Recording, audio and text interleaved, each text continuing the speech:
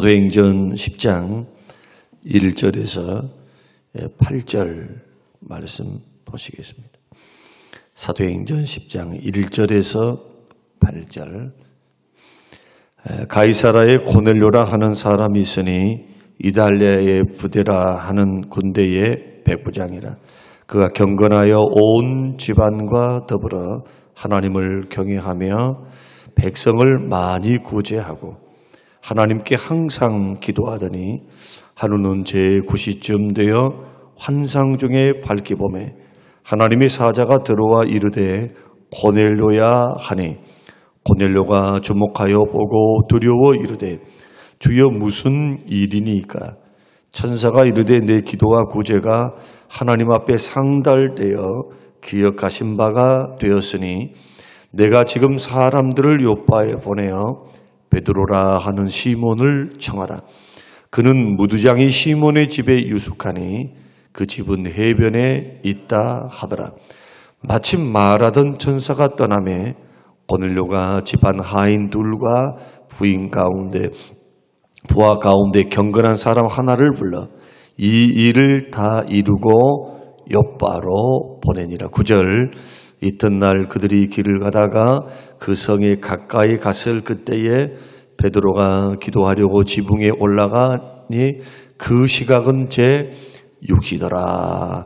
아멘. 아멘. 사람들은 자기보다 훨씬 높은 지위에 있는 사람들이 자기를 알아주면 굉장히 좋아합니다. 사람들의 심성 가운데 하나는 인정받고자 하는 욕구가 있습니다. 누군가가 나를 알아준다거나 그것도 또 높은 지위에 있는 그런 사람들이 나를 알아주면 굉장히 기쁩니다. 마음에 만족이 생깁니다. 또 어른들이 자기 이름을 기억하고 불러만 줘도 기뻐하는 것이 사람인데 만약에 하나님께서 기억해 주신다면 얼마나 행복할까. 하나님이 알아주는 사람은 참으로 복됩니다. 마찬가지로 고넬료도 성경에 보면 그는 이방인이었지만 하나님이 알아주는 사람이었다. 유대인들 중에 그 많은 사람들이 있었지만 또 이방인들 가운데 그 많은 사람들이 있었지만 성경에서 왜 고넬료를 지목했을까 하는 겁니다. 그 많은 사람이 있습니다. 수만 명이 예수를 믿었어요. 3,000명이 돌아오고 5,000명이 돌아오고 성령이 임하시고 베드로가 설교하니까 성령의 강한 역사를 통해 그 부흥이 폭발적으로 단기일에 일어난 겁니다. 그 성령의 역사가 분명했기 때문에 그 성령의 역사 안에서 놀라운 일들이 일어나죠. 기적을 보게 됩니다. 변화를 겪습니다. 세술에 취한 것 같은 그러한 체험들을 합니다. 그래서 거부할 수 없는 강력한 은혜 앞에 초대교회 성도들이 그렇게 대거 회심하고 돌아온 역사, 이것은 전무후무합니다. 2000년 교회 역사에서 이런 경우는 없어요.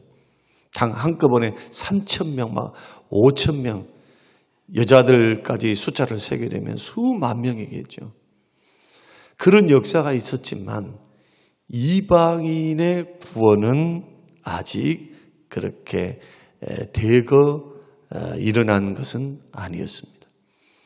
그래서 10장에 이르러 사도 바울의 사역 그리고 베드로의 사역이 이제 마감을 지으면서 베드로를 통해서도 베드로는 유대인들을 주로 유대 지역에서 전도했던 사람이고 사도 바울은 이방인들을 주로 전도했던 사역자거든요. 하나님께서 그들을 구별하여 사명을 맡기신 겁니다. 임무를 그렇게 맡기신 거예요. 모든 사람이 다 하나님이 주신 똑같은 직무가 있는 게 아니고 어떤 분들은 선교사로, 어떤 분들은 목회자로, 어떤 분들은 부흥사로, 어떤 분들은 사회사업가로, 목사이면서도 복지관장을 하면서 사회사업에 뛰어드는 분들도 있어요. 기관 목사로서. 그러니까 이런 각 분야들을 우리들은 다 존중해야 됩니다. 내 일만 최고다라는 인식을 가져서는 안 됩니다. 우리 모두가 다 최고입니다.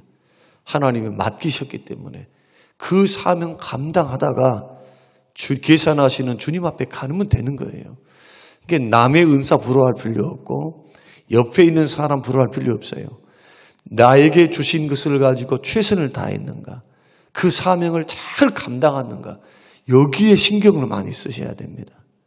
남의 것 부러워하다가 나는 이런 위치야, 나는 이 정도밖에 안 돼, 내가 맡고 있는 것은 보잘것없어, 착각하면 안 되겠습니다.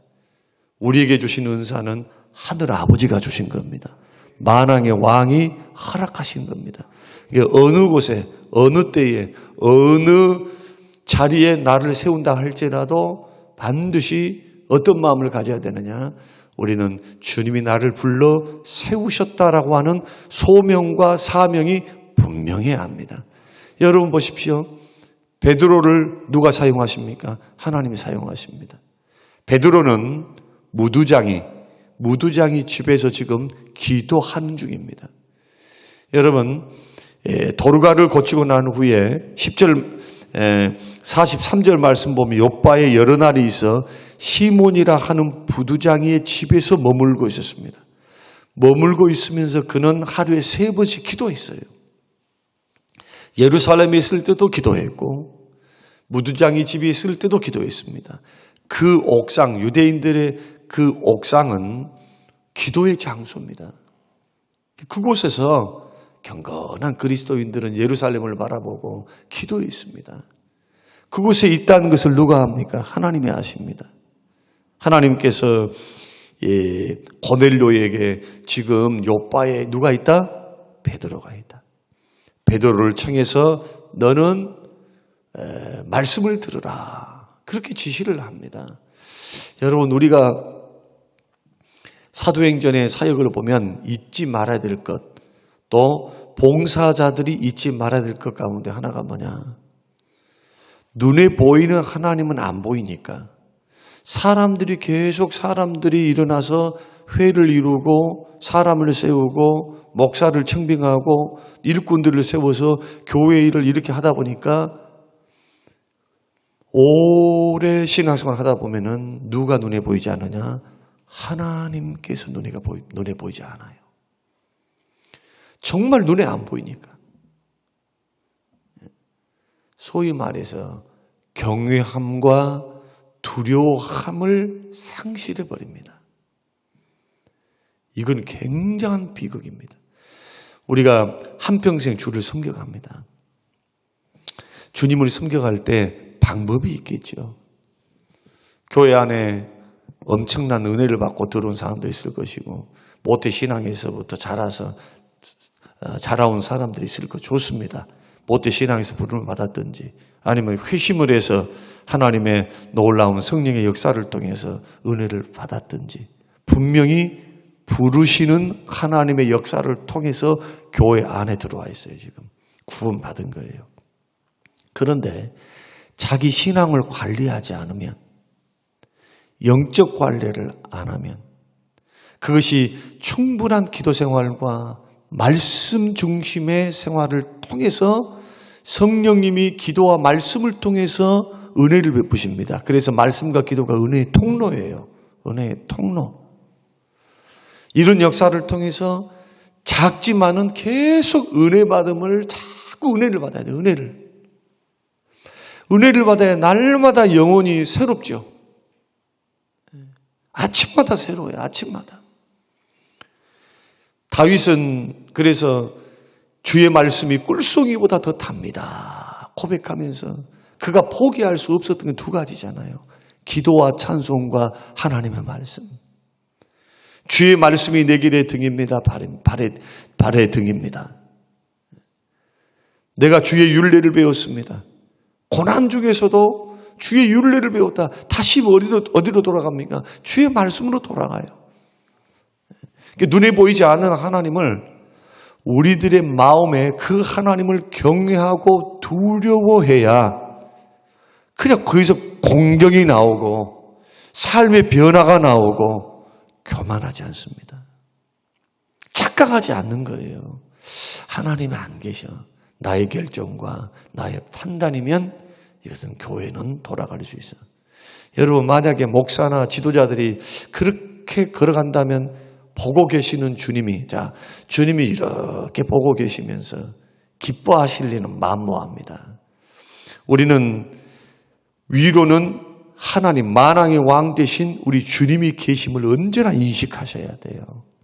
신앙생활은 하나님을 두려워할 줄 모르면 불경건에서 불의가 다 일어나요. 하나님을 두려워할 줄 모르면 죄를 짓게 돼요. 죄.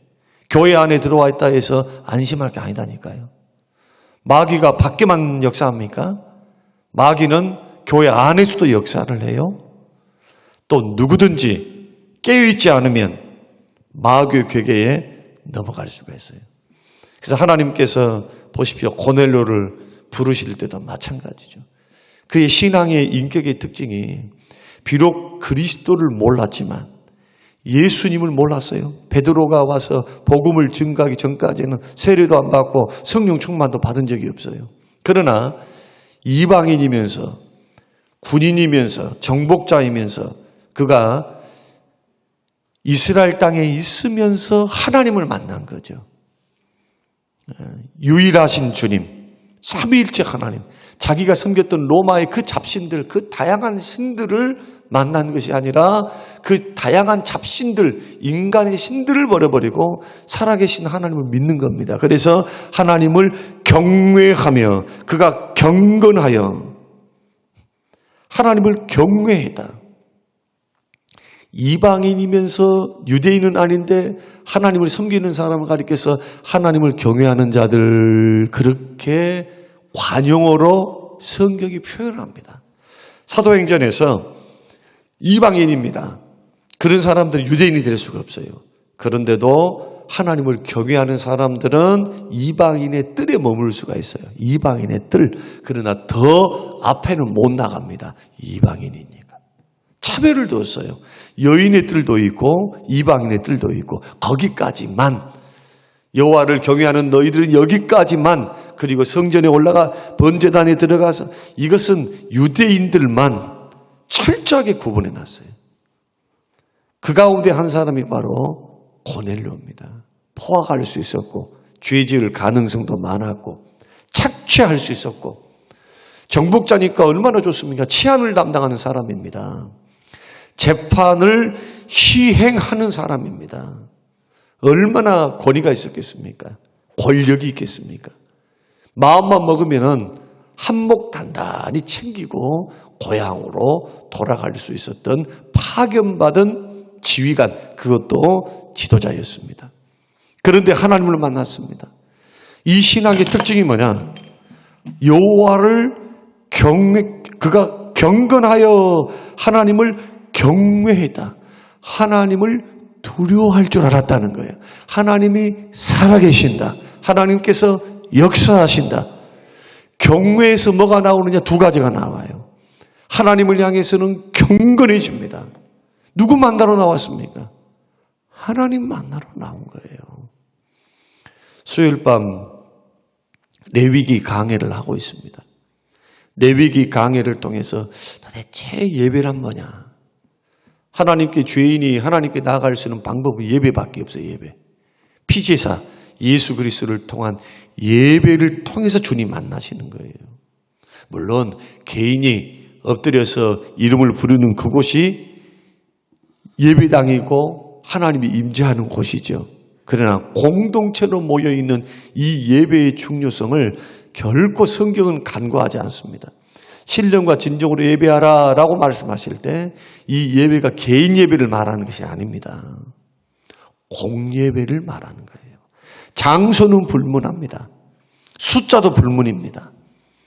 주의 이름으로 택한 백성들이 있는 그 자리에서 자기가 섬기는 그 자리, 그 지역, 세계 곳곳 어느 곳이든지 주의 이름으로 신령과 진정으로 예배하면 전제가 뭡니까?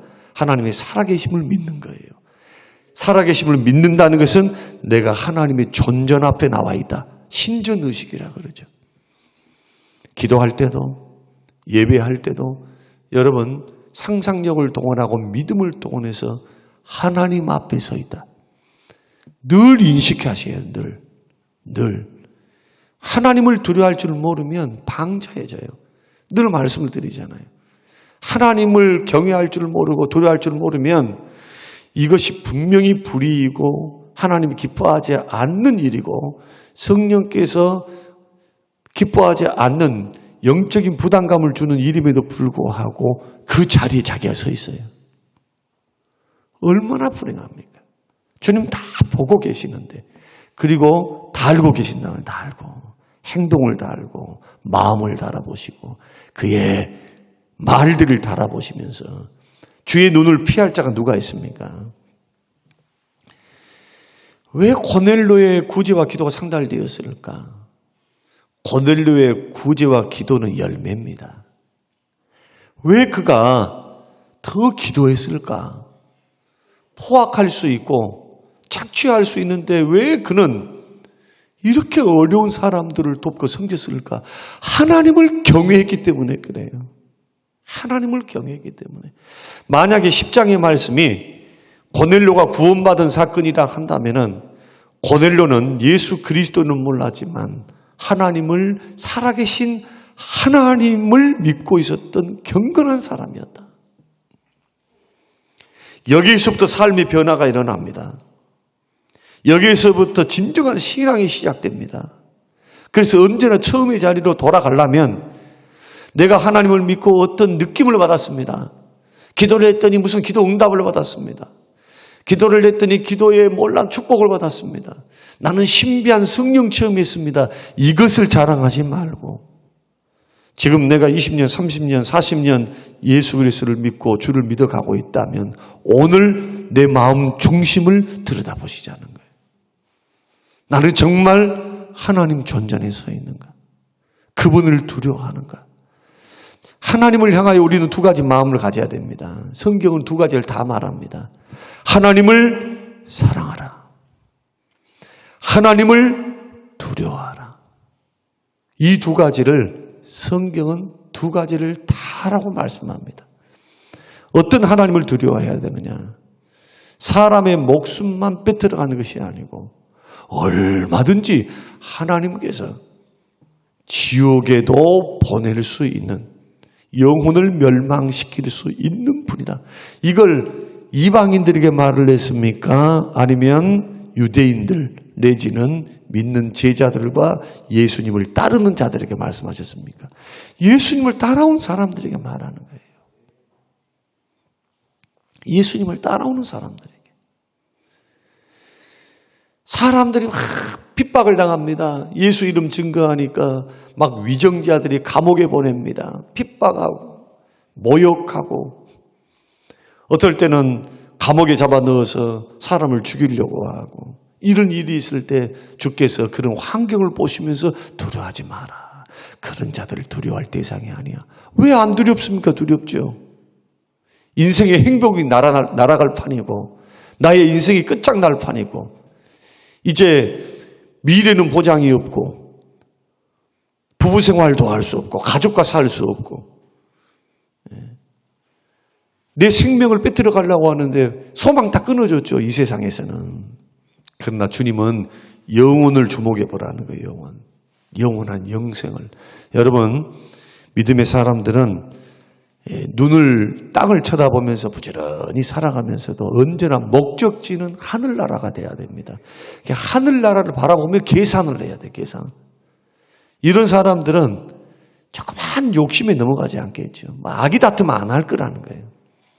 주의 뜻에 더 민감할 거라는 겁니다. 여러분 고넬료의 구원 사건을 통해서 우리는 이 부분을 배울 수 있습니다. 고넬료가 잘한 점이 뭐냐? 구제와 기도를 잘했다. 열매라고 말씀했습니다. 하나님을 두려워할 줄 알았어요. 그렇기 때문에 경건이 나오고 그 살아계심을 확신하고 날마다 확신했기 때문에 기도가 그래서 나가는 거예요. 왜 기도는 왜 습관이면서도 기도에는 마음을 들여야 합니까? 기도할 때 하나님이 들으신다. 믿습니까? 하나님이 가까이 와서 들으시잖아요. 그렇기 때문에 기도하는 거예요. 그렇기 때문에. 습관이, 기도하는 습관을 들였다라고 하는 것은 그냥 마음 없이 와서 그냥 기도하고 갔습니다가 아니다는 것을 우리가 알 수 있는 겁니다. 기도는 하나님이, 살아계신 하나님이 들으신다는 강한 인식과 믿음을 가지고 서 있어야 되고, 예배 때도 마찬가지예요. 하나님께서 예배를 받으신다라는 경외심, 이것이 우리 마음속에 자라가야 돼요. 자, 하나님에 대한 사랑도 자라가야 되고, 마음에서 하나님을 경외하는 마음, 이래야 죄를 그친다니까요. 끝까지 죄된 길 안 간다니까요. 주께서 손을 대기 전에 돌아오게 돼요. 그리고 아예 죄를 미워합니다. 왜? 하나님을 두려워하고 이 죄가 얼마나 심각하고 악은 모양이 되어버리고 죄된 길은 걸어가지도 않고, 시편 1편 악인의 생각도 따라가지 않아. 악한 것은 아예 그냥, 그것은 무서워서 그렇습니까? 더러워서 그래요. 죄를 싫어하기 때문에. 그 길은 바람에 나는 겨와 같아 훅 불어버리면은 날라 없어질 거. 이 부분을 우리들이 생각하면서 믿음의 길을 차근차근 밟아 나가야 됩니다. 언제까지요? 끝까지 잘해야 돼요. 끝까지. 신앙생활은 끝까지 주의 손에 붙들려 걸어가는 게 신앙생활이지. 마귀는 나는 이 정도 됐으니까, 나는 이 나이니까, 나는 괜찮아, 인생 다 살았으니까. 여러분 천만에요. 천만에. 제가 한 통계조사를 말씀드리면, 노인들의 성문제, 젊은 사람들의 성문제만 부각되는 것 같죠. 노인들의 성문제도 심각해요. 특히 여성들 말고 남성들. 아직까지 나이가 들어서도 팔팔하거든요. 그런데 뭐가 많이 상실되느냐 하면은, 아이고 이제 살아봤자 내가 얼마나 산다고.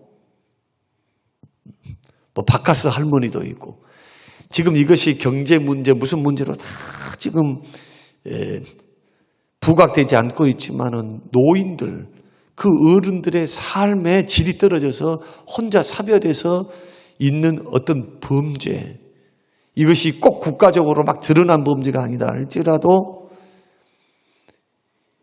영적으로, 도덕적으로, 신앙적으로 볼 때 이러한 문제들이 잠재되어 있어요.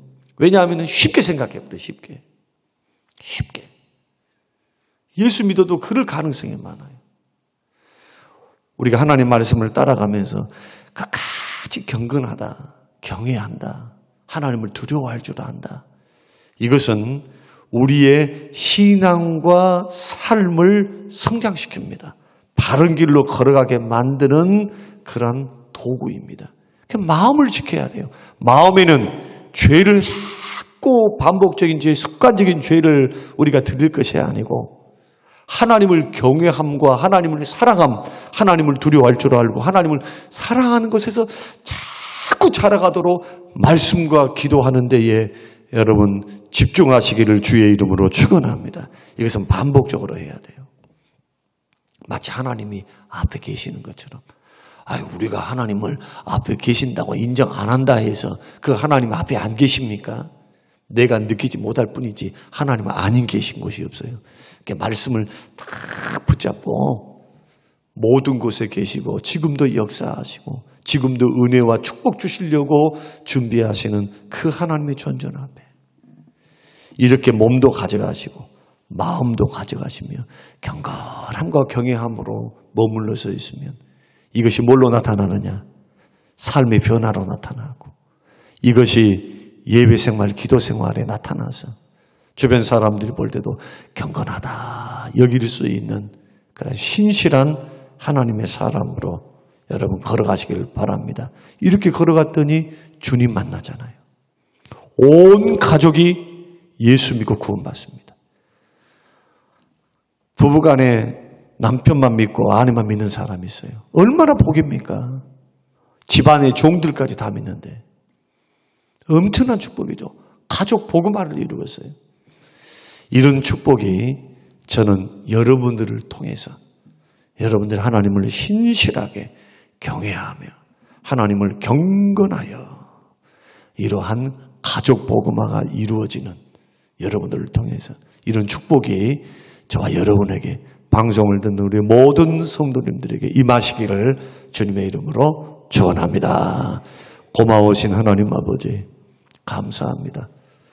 주님 고넬로의 이방인의 이 신앙의 모습을 우리에게 보여주시면서 먼저 믿는 우리들은 어떻게 주님 앞에 신앙생활을 해야 하는지 하나님 교훈을 주시오니 감사합니다. 하나님을 경외하게 하옵소서. 하나님 신전의식을 갖게 하옵소서. 기도할 때도 예배할 때도 일상을 살아갈 때도 나는 하나님 앞에 서 있다. 주의 눈을 피할 수 없다. 불꽃 같은 눈동자로 보고 계시는 주님 앞에 서 있다. 하나님 이 믿음, 경건한 믿음, 경외하는 믿음이 우리의 신앙의 특징이 될 수 있도록 하나님 은혜를 베풀어 주사 삶이 변하고 기도 생활이 변하고 예배 생활이 변하고 형제를 사랑하는 그런 마음들이 새로워져서 신앙과 삶이 아름답게 성장하여 예수 닮게 하옵소서. 감사드리며 예수님 이름으로 기도합니다. 아멘.